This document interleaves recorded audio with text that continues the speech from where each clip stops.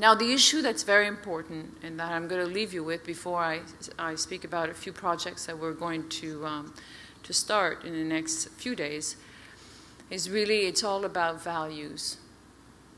It's about respecting the other, having humility, making sure that we don't speak at people, but with people, that we work together as allies, and America can no longer walk alone. They need to have friends and build friends.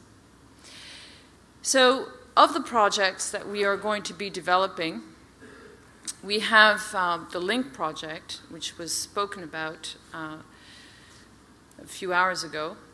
And the LINK project is going to be a project that will link us together. I think there's a lot of things that we can do together and a lot of things that we don't know that others are doing that are wonderful and that we need to coordinate more about it. And Bob Wyman, in a few minutes, is going to come to make a presentation. Bob has an engineer team from Google that will dedicate some time in linking best efforts in different countries.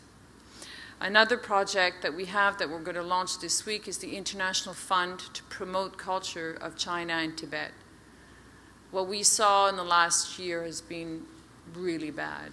Having the Olympics, all these young people train all their lives and having this conflict about Tibet and China and having this sort of momentum that should have been a glorified moment, it was really tarnished by our relationship and all the sort of the different behaviors of the country towards China. We all have human rights issues. I work a lot with the Chinese government, and I must say one thing, is that the first time I was there was probably 20 years ago. I would have never thought in the world that they would turn out like what they are today. They have problems, we have problems, and it's not by pointing fingers that we're going to get anywhere. We need to work with them, with many other countries together. China has come very far, and they are going to be investing $70 million for cultural preservation of Tibet. If you want more information about that, we wrote a piece on Tibet and China and many pieces on the issue of the Dalai Lama, but I don't want to go into the details. But we have to make sure that whenever we point fingers, that we are beyond reproach. So the Cultural International Fund will start this week. We start with an exhibition in our museum in London with Wang Guangyi, and the theme will be Avoid the Next Cold War. So if you are in London, please come and see the exhibition, and then we will have different activities with the Tibet government and the Chinese government. We have as well projects to develop more the relationship between the understanding of the brain and the emotion and its impact basically on foreign policy, but using neuroscience. So, and as well, we're going to use neuroscience to work at better understanding the creative process with Professor Antonio Damasio. So we've started a bit this year. We will continue that because we think that there's a lot of solution that's embedded in neuroscience. So I will leave Bob to come up and show us 2 slides and to explain to us what this huge LINK project is about. And I want to thank you for coming and hope to see you next year. Thank you. Bob?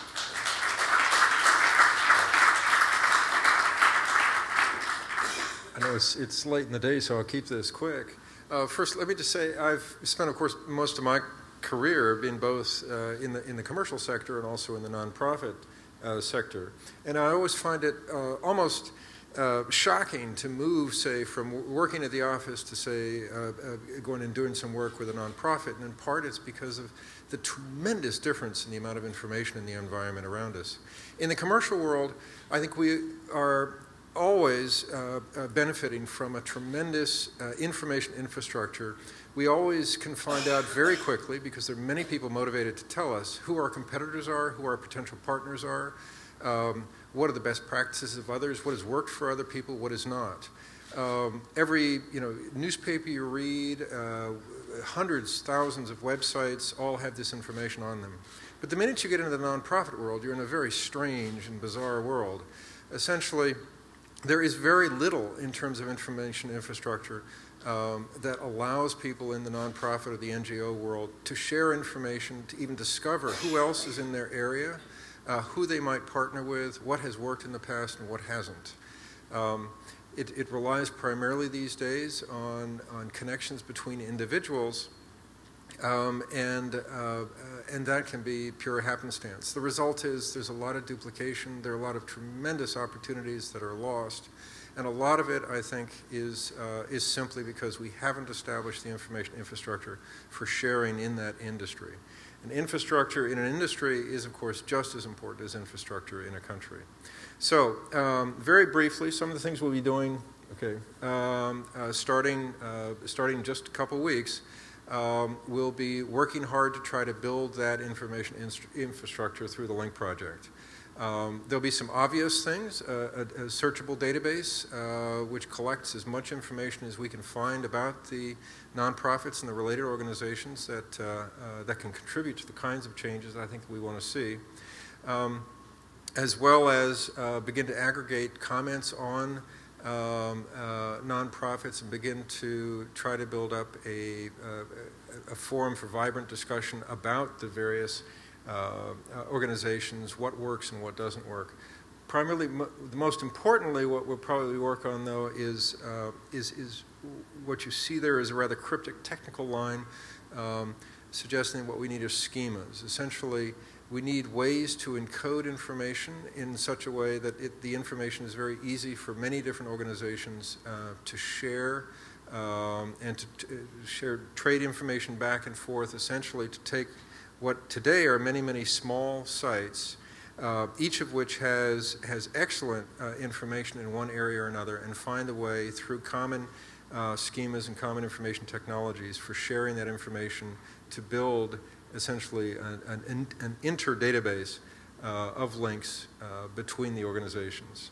The goal being to try to bring the nonprofit and NGO world the same kind of robust information infrastructure that we have in the commercial world. And we're going to get started. It's going to take a long time, but we'll get there. This will be good work. Okay, thank you.